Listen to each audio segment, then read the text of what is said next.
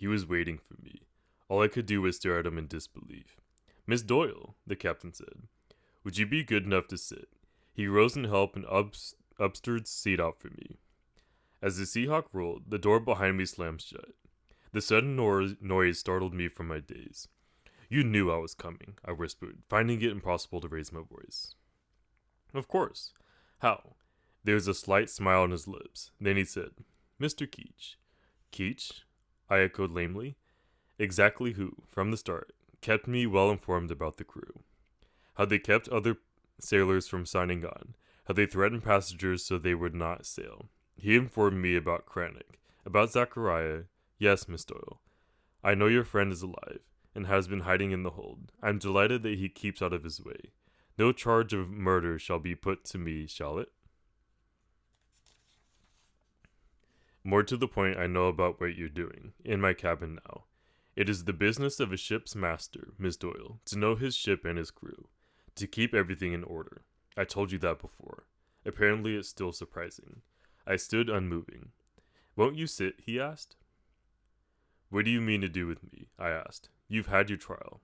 Was it not fair? I did not kill Mr. Hollybrass. Was the trial fair, Miss Doyle? It was you who killed him, I burst out. He remained silent for a long while. Then at last he said, Do you know why I despise you, Miss Doyle? It was said evenly, without emotion. Do you? No, I admitted. The world of a ship, Miss Doyle, is not a world without quarrels, he began. Sometimes bitter quarrels. But it is, Miss Doyle, a world that does not work according to its own order. Now when a voyage commences, all understand the rightful balance between commander and commanded. I can deal with the sailors, and they with me. I need them to run the Seahawk, just as they need me to command her. So we live by a rough understanding. They and I, when this voyage began, I had high hopes for you would help me keep the crew in order with your ladylike ways. But you, Miss Doyle, you interfered with that order. You presumed to meddle where you had no right. Look at the way you acted, the way you've dressed. It doesn't matter that you are different, Miss Doyle. Don't flatter yourself. The difficulty is that your difference encourages them to question their places, and mine, the order of things. Miss Doyle, you ask me what I intend to do. I intend to. You killed Hollybrass, didn't you? I now demanded. I did. Why? He threatened me. The captain said with a shake of his head. In the midst of that storm, it was intolerable. And then you decided to put the blame on me, I pressed, to keep me from going to the authorities and telling them the truth about you.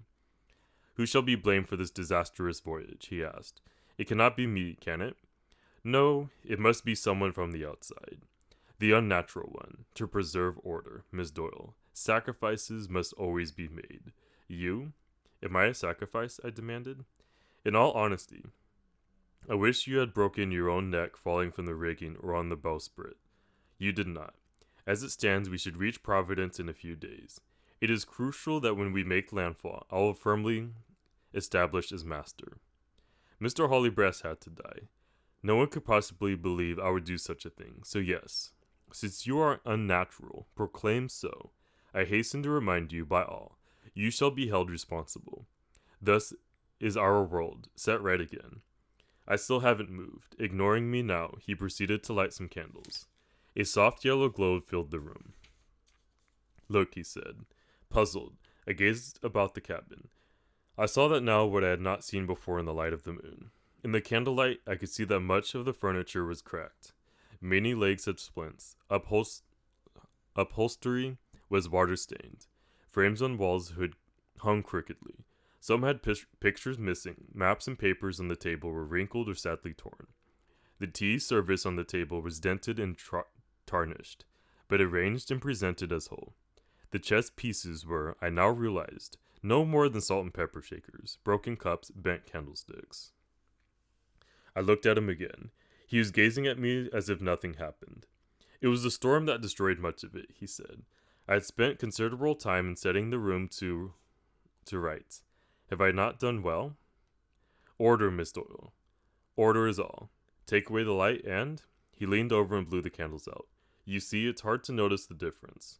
Everything appears in order.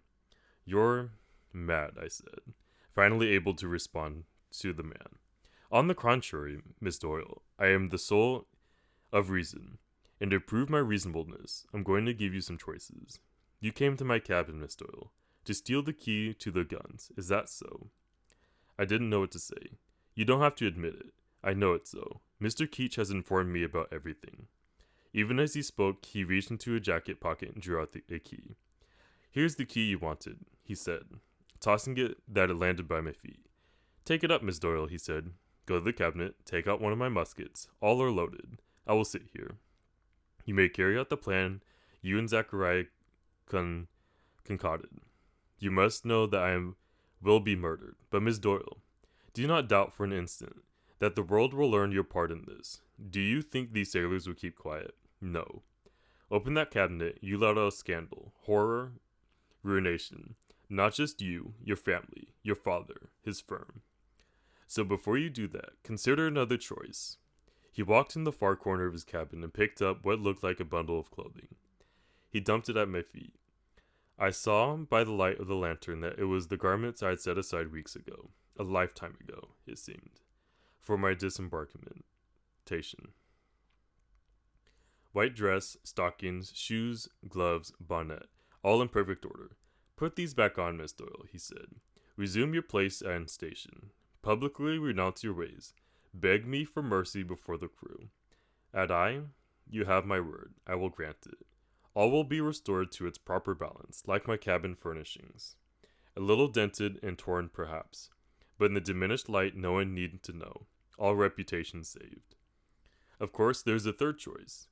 You had had your trial. A verdict was reached. You could accept the verdict and be hanged. I'll even invent a story for your family. Some sickness, an accident, the hurricane. So yes, the hanging is one of your choices.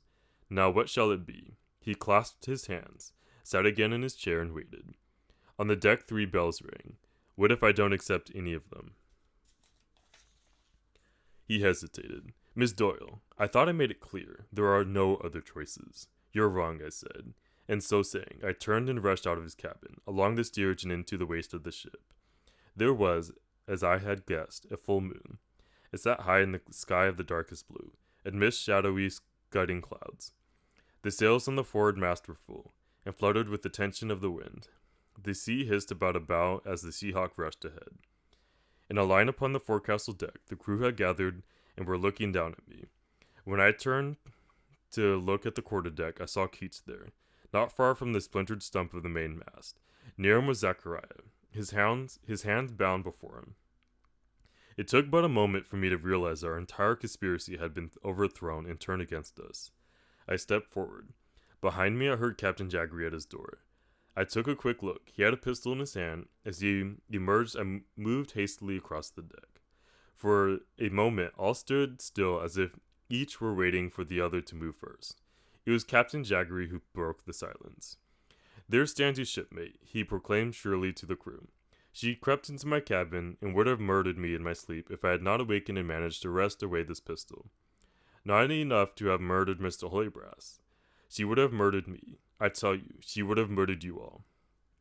It was Zachariah there, the captain continued rant, hiding pretending injury to keep from work, who let her out and set her on a murderous plot. She had her trial, she had her verdict, to which you all agreed. Only just now I gave her yet another way to release herself from the punishment of hanging. I begged her to put on her proper dress and told her I would find a heart to forgive. This she refused. He's lying, I called out. He's trying to save himself. He's the one who killed Holybrass. He admitted it.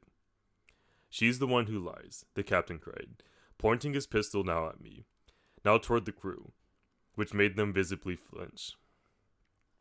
The truth is she wants to take over the ship. Yes, she does. Would you stand for that? Do you wish to put in the port and have this girl spread the slander that she, a girl, took command of this ship? Took over each and every one of you and told you what to do? A girl? Would you ever be able to hold your heads up in any port in any part of the world? Think of shame in that. I had begun to edge toward the steps of the forecastle deck, thinking the men there would stand behind me. But as I approached, none moved forward. I stopped. You mustn't believe him, I begged them. Don't be afraid of her, Captain Jaggery cried. Look at her. She's nothing but an unnatural girl. A girl trying to act like a man. trying to be a man. She only harmed you by living. Let her have her punishment. I started up the forecastle steps. The men began to back away. Horrified, I paused. I sought out Barlow. Edwin, Grimes, Fisk, each in turn seemed to shrink from my look. I turned back. Captain Jaggery fingered the pistol in his hand. Take her, he commanded. But that far they would not go. And the captain, who saw this as if I now began to advance toward me himself. I backed away from him until I was atop the forecastle deck. The line of crew had split, some to either side. Help me, I appealed to them. But though they were deaf to Captain Jaggery, they were equally deaf to me. The captain, in careful pursuit, now slowly mounted the steps to the forecastle. I retreated to the bow, past the capstan, on a line of the cathead.